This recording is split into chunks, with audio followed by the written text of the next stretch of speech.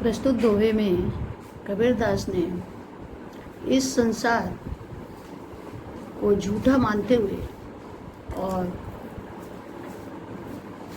धन दौलत के वैभव पर घमंड न करने का बड़ा ही हृदय स्पर्शी वर्णन किया है।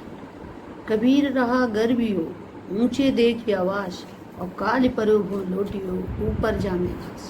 कबीरदास जी कहते हैं कि ये ऊंचे ऊंचे महल देख करके इनमें क्या घमंड करना है, क्योंकि कल जब व्यक्ति की मृत्यु हो जाएगी और वो जमीन पर गाड़ा जाएगा, दफनाया जाएगा, तब उसके ऊपर घास जमाएगी। अर्थात ये शरीर नश्वर है, कब समाप्त हो जाए इसका कोई भी समय निश्चित नहीं है। इसलिए हमें धन दौलत, मकान, महल, इन पर कोई घमंड करने की आवश्यकता नहीं है। यूं ऐसा संसार है जैसा श्यामल फूल और दिन दस के व्यवहार पे झूठे रंग ना फूल। कबीरदास जी इस दोहे में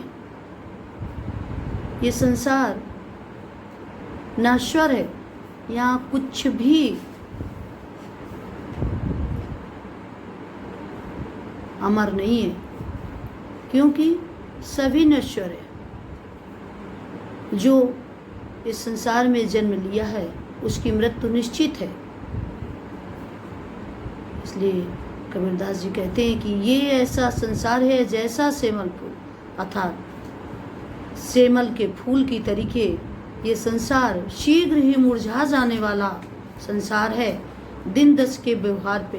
अर्थात कबीरदास जी मनुष्य को ये बताना चाहते हैं कि ये संसार जिसमें वैभव में हम सच्चाई को, वास्तविकता को भूल जाते हैं और इस संसार के झूठे माया जाल में फंस जाते हैं, तो कहते हैं कि ये संसार श्यामल फूल की तरीके झूठा है। यहाँ से एक न एक दिन सभी को जाना है। इसलिए इस संसार को झूठा समझ करके इसमें अपने आप को पूरी तरीके से व्यस्त नहीं करना चाहिए, क्योंकि ये संसार श्यामल फूल की तरीके है, शीघ्र नष्ट हो जाएगा और भगवान का भाषण ही मनुष्य के साथ जाएगा।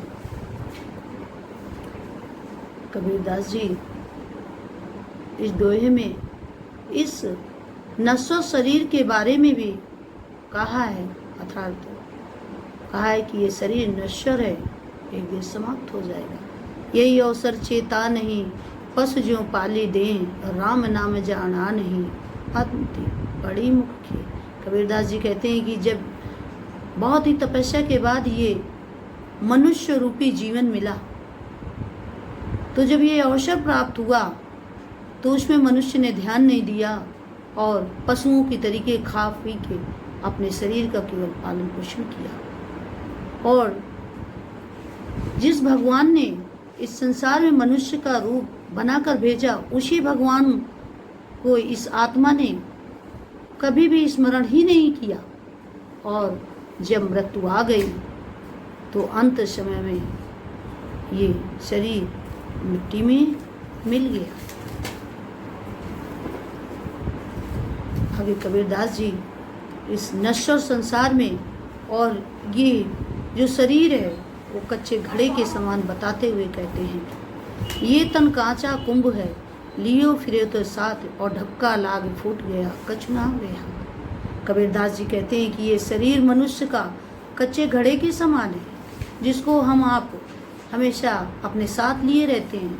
यदि जरा सा भी धक्का लग गया और ये शरीर घड़े के सामान टूट गया, तो फिर दोबारा इसे बिल्कुल भी जोड़ा नहीं जा सकता। जिस प्रकार एक कच्चा घड़ा यदि टूट जाए तो जमीन से उसे दोबारा उसका वास्तविक रूप नहीं दिया जा सकता, उसी प्रकार ये शरीर भी नश्वर है कच्चे घड़े की तरीके। और जरा भी कहीं इधर उधर कुछ भी घटना घट जाए तो ये शरीर एक बार जब नष्ट हो जाता है तो दोबारा उसका वही वास्तविक रूप कबीरदास जी कहते हैं दोबारा नहीं हो जा सकता है। इसलिए ये संसार भी कच्चे घड़े के समान है। तो कबीरदास जी का कहने का तात्पर्य है कि ये इतना कीमती मनुष्य जन्म मिला है तो इसे इस प्रकार से बर्बाद नहीं करना चाहिए। कबीर का गर्भी देही देख सुरंग और बिछड़िया मिलवे नहीं ज्यों काचले भुजंग। कबीरदास जी कहते हैं कि इस शरीर को देख करके, इसको देख करके घमंड क्या करना है। कबीरदास जी कहते हैं कि इस शरीर को देखकर, सुंदर रंग देख करके क्या इसको घमंड करना है। सुरंग मतलब सुंदर रंग वाले, इसे क्या देख करके घमंड करना है।